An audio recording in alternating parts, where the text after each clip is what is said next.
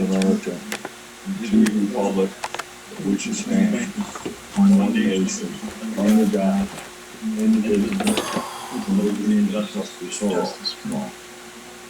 Please remain standing for a moment of silence. If we keep in our prayers our beloved country, America, we are seeing a lot of problems. I just only pray that our country could be healed for the betterment of everybody so that we could all just get along.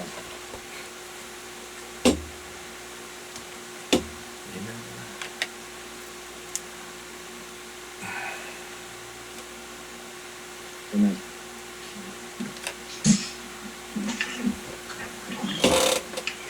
Mrs. Kent, can I roll call, please? Dill. Here. Hughes. Here. Olson. Here. Owen. Mrs. Owen. Is she logged in? She's muted. Well, hopefully Mrs. Owen can hear us. She's waving at me, so. Mayor Benetti. I barely hear you, Mrs. Owen. Okay.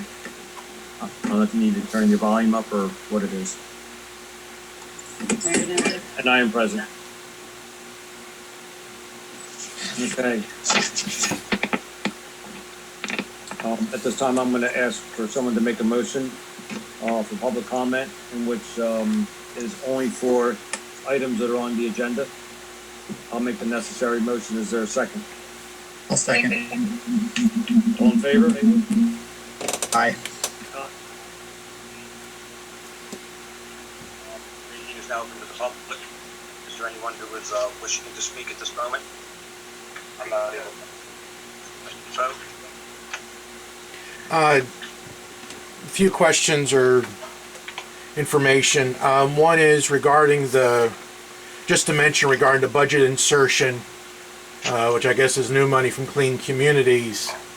I believe the governor had just signed the 3-month budget, which I believe took out officially the increase for Green Acres Pilot, which was already announced for being on the chopping block. So I didn't know if there was going to be a budget amendment coming to take that out and have the money coming from surplus, which I guess was the original contingency plan. I'm guessing the confidential personnel matter is going to remain a confidential personnel matter, and hopefully that'll have been resolved in a good way. I see on committee reports about the PEG channel, which I think is Verizon's public education government channel. I lifted that up last month. It looks definitely as though the tech and the sound is working far better tonight than it did last month, but as we're moving forward into the new normal, is keeps getting talked about one way or another. Perhaps having Verizon officially be online for that would be good, and then people can, those of us that have FiOS access, can have another way for being aware. I also want to ask a question about, under new business, it has use of facilities for private event, which just seems like a strange thing for us to be talked about while we're in the state that we're in. And then and if we can get I can't answer or not, that'd be nice. But the other part on real estate, I was understanding from an earlier conversation with the solicitor that this was about the cell tower. And I didn't know if the lease itself was in some way up, or there was some thought on renegotiating, or where that was standing.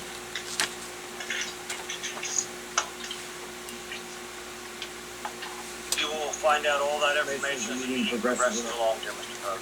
Thank you very much. Is there anyone else from the public who has something to say? Just that's not exactly a helpful part with the agenda if you're asking questions.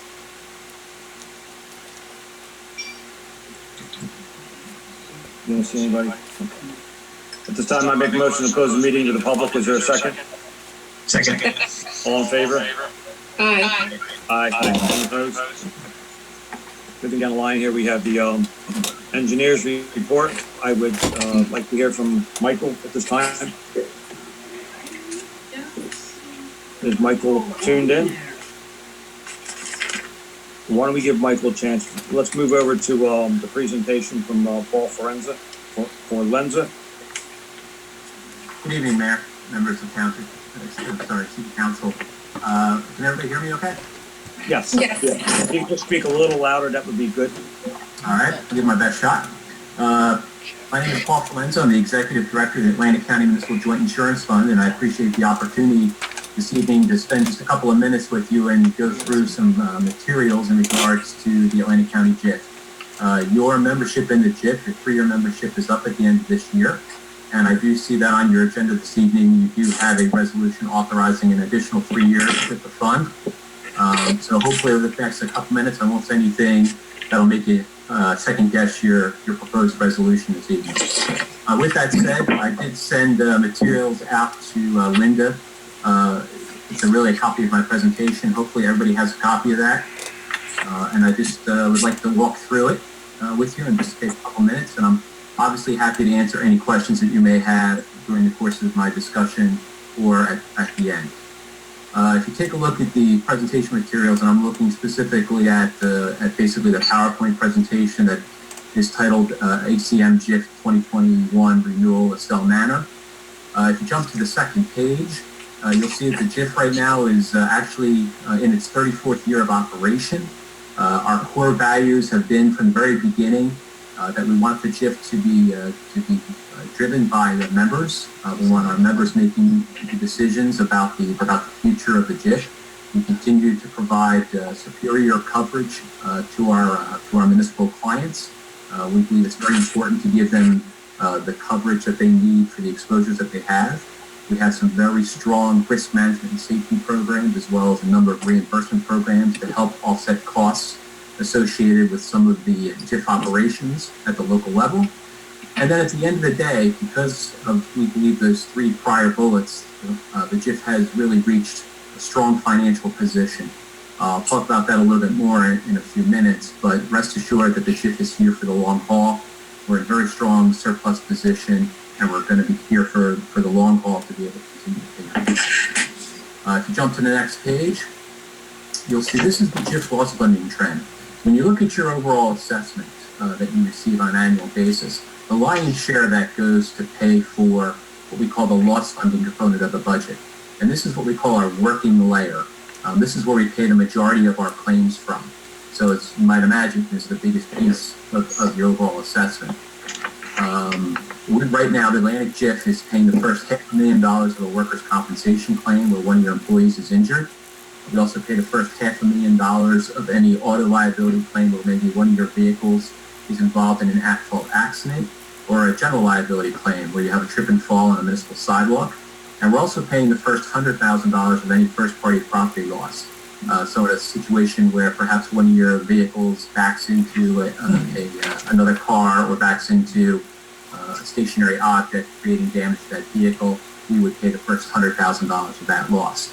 And if you take a look on slide 3, what you'll see is our loss funding trend. The loss funding that we put into our budget on an annual basis is determined by the fund actuary, who must certify funds to the state of New Jersey that we have put adequate funding into our budget to pay our proposed claims or anticipated claims. And you can see that the actuary has built very comfortable over the last several years that the JIF membership is doing everything right, that we're practicing strong risk management, we're training our employees, and as a result, the actuary has felt very comfortable actually reducing the amount of dollars that we have put into our loss funding budget on an annual basis. So you should feel good about the overall trend of the budget and the overall trend of the Atlantic JIF. Again, we're very solid. If you jump to the next page, what you'll see is your loss ratio trend. And basically, the loss ratio is the ratio of how much money did you contribute to that loss funding piece of the budget versus how much is the JIF paying out on your behalf for various claims. And as you can see here, we're looking at a 6-year average. because we don't think it's fair to judge Estell Manor's performance based on 2014 or 2016 where you had a 0% loss ratio, nor is it fair to judge your overall performance on 2018 where you can see the results there. So we look at a 6-year average, and you can see the 6-year average using funds for years 14 through 19 is at 162%, which basically means that for every dollar that you've contributed to pay for claims within that pricing corridor I just described to you, we're paying out about $1.62 on your behalf. So obviously when you're a small town, your loss funding budget is not overly large when you contribute to the budget. However, so if you have 1 or 2 bad claims, it can really have an impact from a percentage standpoint. But when you compare it to the JIF's overall combined loss ratio, we're at 81%. So you're higher than the average, but you're a small town, and we recognize that does occur with small municipalities. How's that impacted your loss funding? Well, the JIF's Finance Committee, when they put together assessments on an annual basis, looks at a member's 6-year average loss ratio to determine, are you taking out more than you're contributing, or are you contributing more than you're taking out? And even though the last couple of years have been a little difficult for the city, you can see that your loss funding has remained fairly constant, maybe reduced a little bit over the last 3 or 4 years, as represented on slide 5. Your overall assessment has again remained fairly steady over that same period. So even though you've had some bad claims, the JIF does recognize that small towns get hit hard.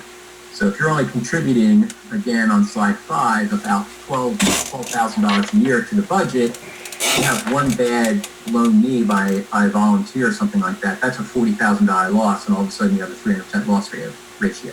So don't get caught up on the percentages. Look more at the actual dollars. That's what I think you should take a look at. So what are we looking at? What are we working on? Well, I heard everybody talk about the new normal before we started the meeting. The JIF is dealing with the new normal as well. You had told me a year ago that we would be dealing with COVID-19, the new sexual abuse and molestation legislation, a new legislation dealing with firefighters' cancer presumption, as well as the sophistication of cyber threats that we're now seeing at the local level. I tell you, I think that you're crazy. But again, rest assured that we continue to have the financial resources needed to continue to pay our claims.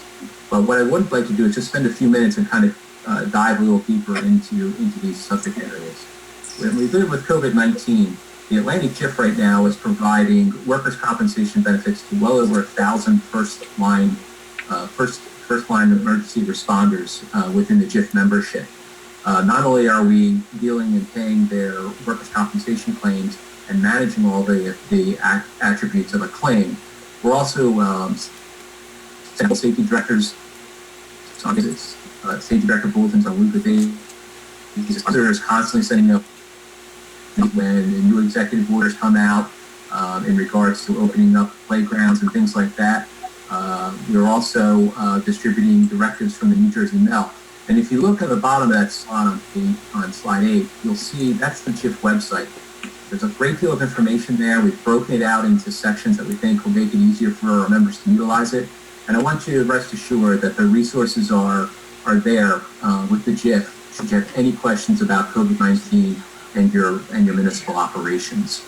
If we take a look at the sexual abuse and molestation issues on page 9, back on December 1st of last year, legislation went into effect which extended the statute of limitations for civil actions against public entities by victims of sexual abuse. And basically what it did was it opened up a 2-year window for individual victims of sexual abuse to bring a claim against a public entity alleging their liability in the matter. The normal statute of limitations prior to this was 2 years. But again, with the change in legislation, you now have a 2-year window of opportunity to bring claims, and then the statute of limitations has been extended dramatically. Unfortunately, Title 59 immunities, which the JIF uses to defend and remove a lot of our members out of various claims, is not available to us. Specifically in the legislation, we're not allowed to use those immunities. How we're dealing with this, quite honestly, is we are investigating the claims as best we possibly can. We're utilizing defense attorneys who specialize in defense of public entities. We put together a protection and safe treatment of minors program that's available to all members, because now based on that legislation, you have the training obligations for your volunteers and your employees and your managers and supervisors. And we were also in situations where claims have been brought against the members for time when they weren't in the JIF. We're actually making archival services available to those members to help them find the insurance company that was providing coverage for them at the time that the alleged assault occurred. Obviously, this is something tricky for us. We have seen situations where claims have been brought against JIF members for something that allegedly occurred many years ago, even though they were a member of the JIF. People have moved away or people have passed away, and the records aren't great. So this is a very challenging situation for us. Luckily, we have not seen an onslaught of claims, and I hope honestly we never do. However, should we, and I think it will pick up as COVID-19 starts to subside a little bit, I think we're prepared pretty well to defend these claims. When you look at the next slide, firefighters cancer presumption. This is legislation that went into effect late last year. But basically what it says is that if you have a volunteer, part-time paid or full-time paid firefighter that was working for your municipality, and that firefighter develops one of 419 different types of cancer, which the National Institute of Health has identified as being prevalent in firefighters, and that cancer manifests by the time they turn the age of 75, and again, they spend 7 years of service, it is now presumed that that cancer would be compensable under the Workers' Compensation Act. It's estimated that this is about a $10 million cost to municipalities across the state of New Jersey on an annual basis. We're doing our best to manage these, but a lot of these claims start to come in as word of mouth is spread about this legislation.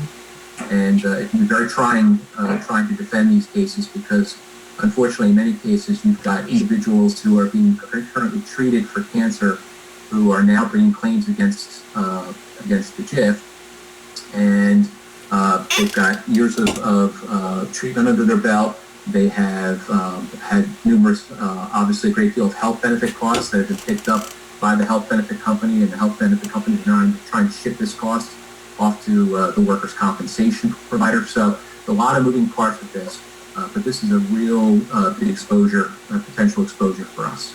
So again, something that we're working diligently on. When it comes to cybercrime, again, more and more municipalities are using technology, as we obviously are this evening, to hold this meeting. And with the use of that technology comes the exposure to being hacked or having your networks penetrated.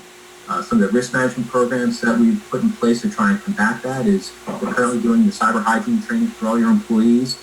We are sending them fake emails to try and get them to click on something they shouldn't in the form of phishing attacks. We are vulnerability testing on all of your network, your public-facing networks, trying to see if there's vulnerabilities. We also have put together and distributed policies and procedures. And you also have access to a breach recovery service. So if Linda walks into the office one morning, turns on her computer, and she's got the blue screen of death, and it says, please contact us because we've encrypted all of your data. There's a 1-800 number that Linda can contact. It takes you right to the breach coach, and they will help walk you through getting your system back up and operational. So again, some of the services that we're providing. Something else you need to be aware of, because this is coming up, as you're probably aware, every 2 years, the JIF helps you update your policies and procedures when it comes to dealing with personnel. We do all your training for you, if you're managers and supervisors, police command staff, as well as your rank and file employees. Now, the updated policies and procedures, I just checked it today.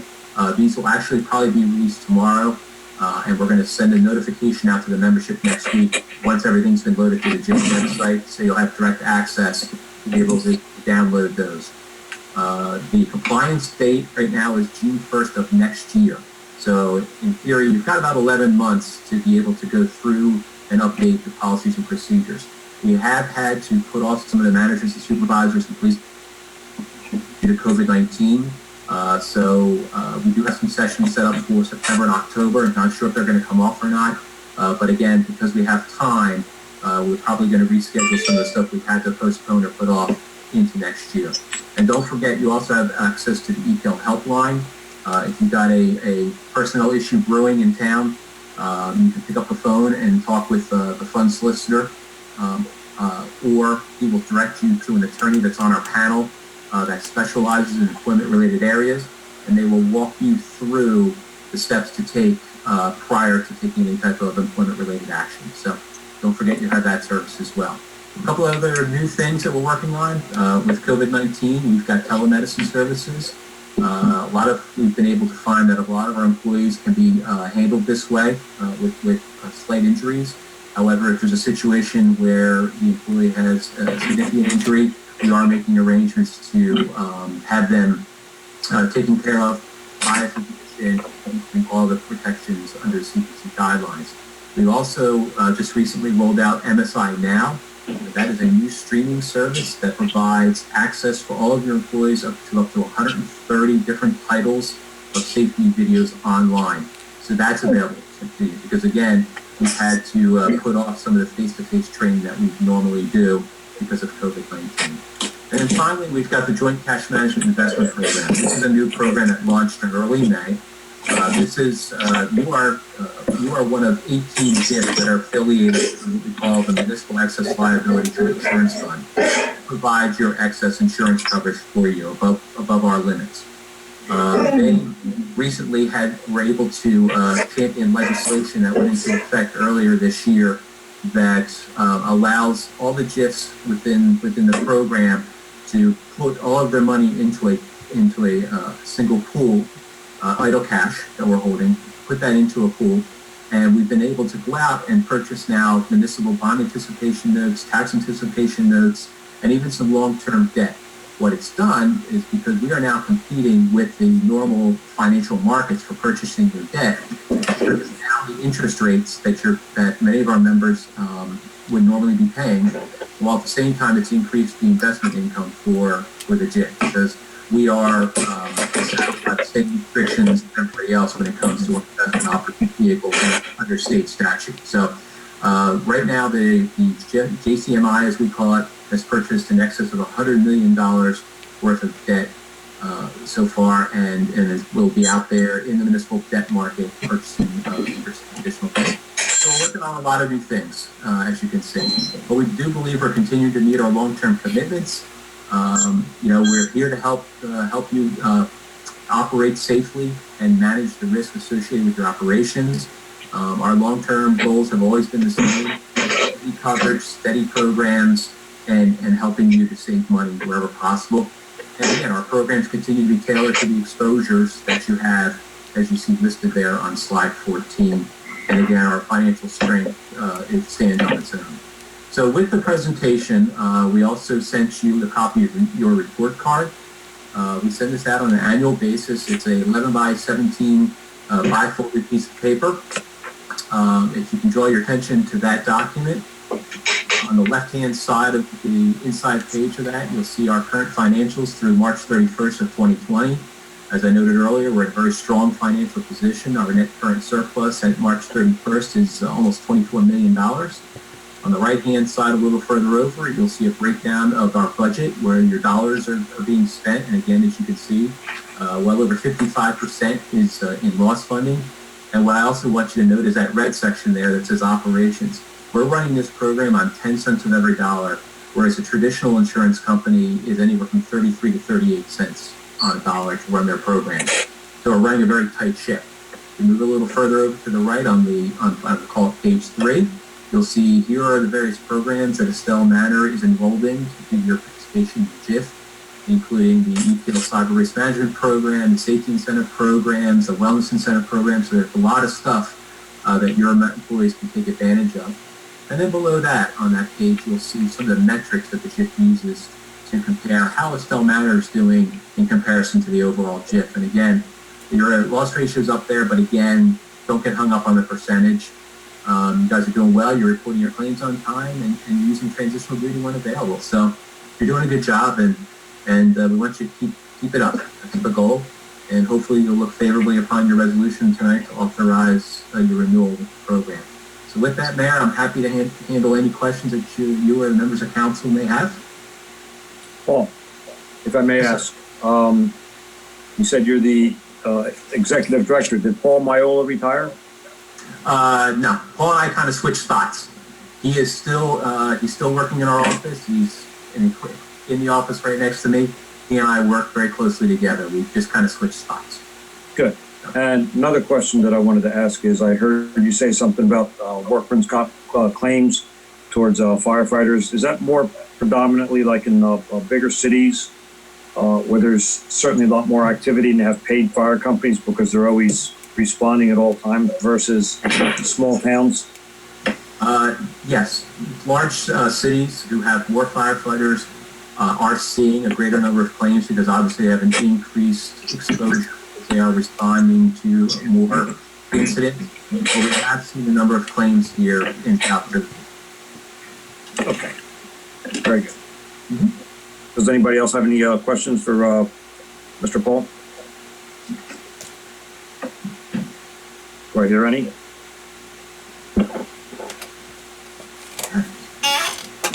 Excuse me. All right, well, with that, thank you. With that being said, thanks for the presentation. It was well put together. Must have been a pretty good presentation because you stumped everybody. Nobody's got any questions for you. You've got everything all printed out here for us. Thank you very much for your time this evening. I appreciate Okay, thank you, and say hello to Paul, my old friend. All right. I absolutely will. Take care of yourself, folks. Stay safe. Sure. Take care. Thank you. Moving back up, reversing the agenda here. Let's see if Mike Farrellinger has joined us yet. Mike has not joined us yet. He did get in contact with me. He's still on the call with Weymouth and I'm calling in shortly. So if you want to go to the bill list at this point. We could do that. Provided Judge comes out. Yep, I will get him. Was May on there?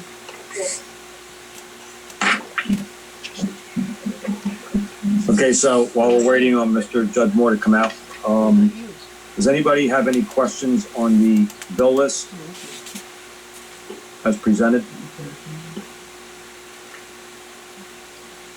I guess I want to ask Public Works, you have Richland General for cold patch. What's that, like the 50-pound bags that you purchase? Cold patch? Is that what I'm assuming? Anybody? I do not know what size that's for. Okay, but it's a prepackaged bags of cold patch, I would assume, correct? Nelson, do you know the answer to that question? I do not. All right.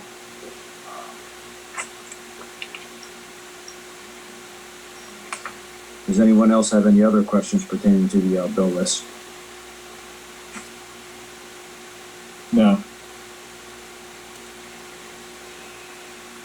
Anybody know anything about a sanitary cloth, $59, that just came on the bill list tonight? Judd, what is that? What's the purchase order? Purchase order number is 0297, $59. I'm going to assume that that's for some of the things that we need for the fogger. No, the sanitary cloths is for the employees at their station so they can clean up in between customers, wipe down surfaces, counters. Very good. Okay, Judd, I have a question here. I had a brief conversation with our solicitor. I believe last month, Randy did not have his invoice in. And then we have 2 bills here for him, so I'm just hoping that we can have that issue resolved, and if we owe him money, it certainly needs to be paid. I pay everything that's in my tray, and so what's there is there. So if there's a bill missing or something, I need to get it, but this is the latest that I have. Okay, So we're up to date. we're up to date. Yeah. So, Mr. Lafferty, I would just only suggest, you probably need to check your billing that you've given to the city to be sure that your previous month has been sent in, and so that you can be paid accordingly. That's fine, Mayor. I'll look into that. Thank you. Okay. I mean, what I see here is the May billing. So June may not be here because it just closed at probably on yesterday. So that's the only thing of what's behind is a month behind. because the bills are on a monthly basis. But we pay them when we get them. I don't think I have any other questions on the bill list here at this time. What are the flash drives for the server? Second from the bottom. That's an old bill from when we bought the server, Matt. We back up Okay. the server to a flash drive each night. Okay. Somehow it got overlooked, and so we're finally paying.